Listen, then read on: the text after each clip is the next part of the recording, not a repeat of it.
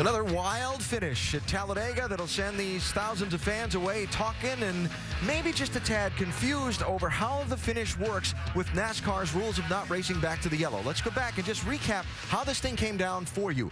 Once the leader has taken the white flag in a race, if the caution is called, that's it. The race is over. The field is frozen. NASCAR has a mechanism up in the control tower that links together their videotaping system, their timing and scoring computers, the caution lights on the track, and so on. When the race director pushes the button, all the video cameras are time-stamped, the caution lights are turned on, and if you look, this is the moment that caution was pushed.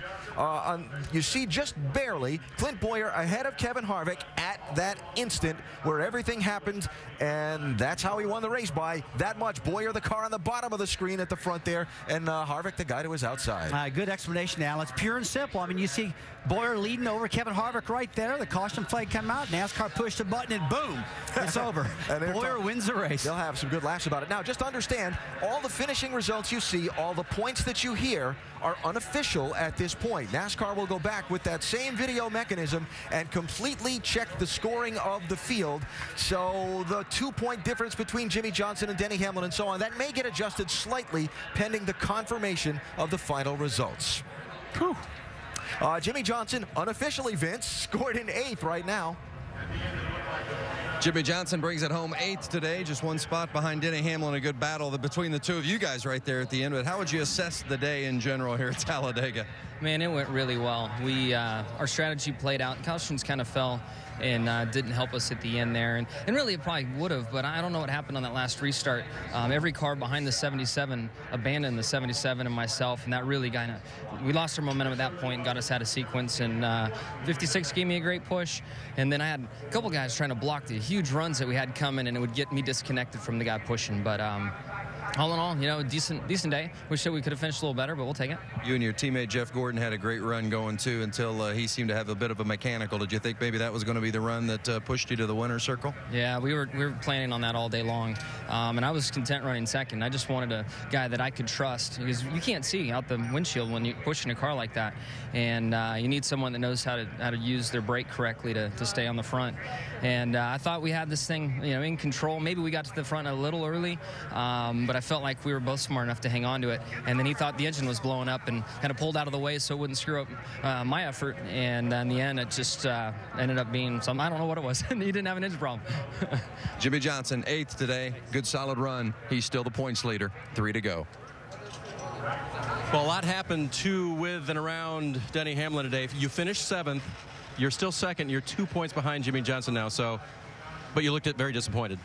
Well, I don't know. You know, I don't know where we finish or anything like that. But you know, it'll be tight. Obviously, everyone finished, gained a little bit on everyone, and just you know, it's hard not to be happy with our day because nobody really gained or lost, and that's what I wanted. I didn't want anyone to get killed and in the championship get lost here at this race. And but you know, I wish I could have raced a little bit more aggressive and, you know, had a little bit better show, but with our format, you know, you just can't do that. You have to have the safe play, and that's what we had to do today, and got a solid finish. And but I hate saying that. I wish we would have been a little further to the front. What was going through your mind when you got the lap down and had to find some way to come back? Yeah, I mean, that was tough, and so many cars were going a lap down. It was going to be tough to get the lucky dog, but the pass around and those things helped get some guys back on the lead lap, and we got it back. Luckily, a corner from missing the lucky dog right there, and so we were fortunate as far as I was concerned. But it was just, you know, being too lazy back there and not paying attention to what I needed to do. 3 tracks to go. No more Talladega, no more Martinsville, which I guess that's a bad thing, but what are you thinking now championship-wise? Well, I like our position. I like everyone's position. I like that the championship's now going to be decided on 3 racetracks that the drivers and the teams can control, and you know, let the best man win. All right, I'd say he broke even today, guys, after what happened earlier in the day. Absolutely, Dave. And Denny mentioned the 3 racetracks that this championship will be decided upon. They are Texas Motor Speedway, the Phoenix International Raceway, and the Homestead Miami Speedway. If you would like to join us, NASCAR.com/tickets. It's going to be a wild finish to the Chase for the Cup 2010. Back live at Talladega Superspeedway with our post-race coverage after another wild finish at the world's fastest speedway. And as I mentioned a few minutes ago, unofficial results and things subject to shuffle and change, already one adjustment has been made. Where Jimmie Johnson was originally listed as finishing in 8th position, now he's being shown as finishing in 7th. Where Denny Hamlin was originally listed as finishing in 7th, now he's being posted as the 9th place finisher. So the points unofficially, pending further review, going forward, 14 between the top two with 3 races to go. That's still plenty close. And again, the reason for all this, the mayhem at the finish line, coming down to the stripe at the white flag and beyond.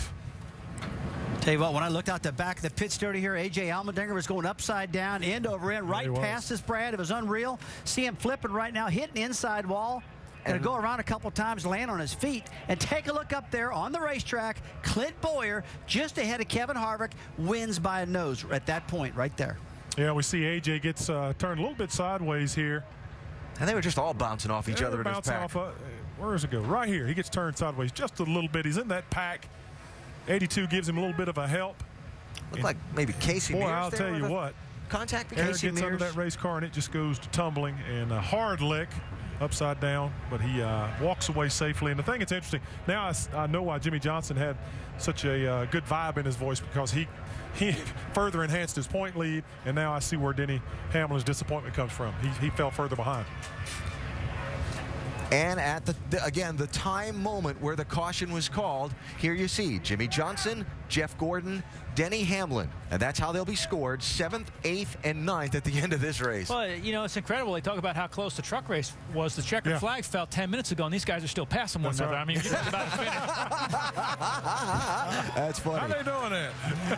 So after Clint Bowyer was doing burnouts at the start-finish line, and Kevin Harvick was sitting nearby saying, well, was it he or was it me? It's Bowyer that gets to celebrate. It was still a great day for Harvick. He wound up in 2nd place. Great day for Childress. Recapping some stories we started the day with. The big one. Due respect to Jeff Burton and A.J. Allmendinger that both had kind of hard crashes, we didn't really have the big one today. We never did see the big 20-car crash like we said. Yeah, like you said, there was a couple big wrecks, but there were isolated incidents. We didn't see the 20-car one like I thought we would see, at least with 15 to go. Guys, it just didn't happen. 87 lead changes. Outstanding racing today. These guys are the best race car drivers in the world. They kept their fenders clean all day. Good, aggressive racing. It was a fun watch for all of us. And one of the more dramatic moments of the day, Ray, when Chad Knaus came on the radio and said to Jimmie Johnson, okay, let's go now with about 14 laps to go. I told you they've been sandbagging all year. They do that. You know, when you can come on there and go, and the guy goes from the back to the front end, and would have stayed up there longer if Jeff Gordon didn't have his problem. Would like to know exactly what happened. That's true. His motor blew up. Jimmie Johnson might have gained more points had not been for that happening. Because when he said go, Alan, I mean, they were like 25th on the racetrack. They went. They took off, and in 3 laps, they took the lead. Amazing. Man, went too quick. But Clint Bowyer stayed up front for quite some time at the end of that race, and you saw the crazy finish. He was able to be in front of Kevin Harvick when the field was frozen and the race was scored official, and Bowyer wins by that much. And so we move on now with 3 races to go. What happened to Jeff Gordon? The full official rundown of scoring, so on. Lots more still to come in our post-race coverage from here in Talladega Sports Center, following immediately as we wrap things up and bring you more from here at the World Center of Racing. Carl Edwards is over here in the wings of the pit studio somewhere. He'll be joining us in just a few minutes on our Sports Center coverage as well. Later on tonight, the NHRA Las Vegas Nationals, 9 Eastern ESPN. NASCAR Now, the late night wrap-up tonight at 11:30 Eastern ESPN2. It is DJ, Ray, and Ricky on our Monday Roundtable, 5 Eastern tomorrow on ESPN2. Then next weekend, the Nationwide Series at Texas, noon Eastern, Saturday, ESPN2. Note the earlier start. And on Sunday, the NASCAR Sprint Cup Series, our coverage presented by GoDaddy.com. That's 3 Eastern next Sunday, ESPN. Wow, what a wild one at Talladega today. They'll be talking about this one for a while. We'll be talking about this one for a while as Sports Center is next, including more post-race coverage from here in Alabama. Clint Bowyer is your winner of the wild card race in the chase.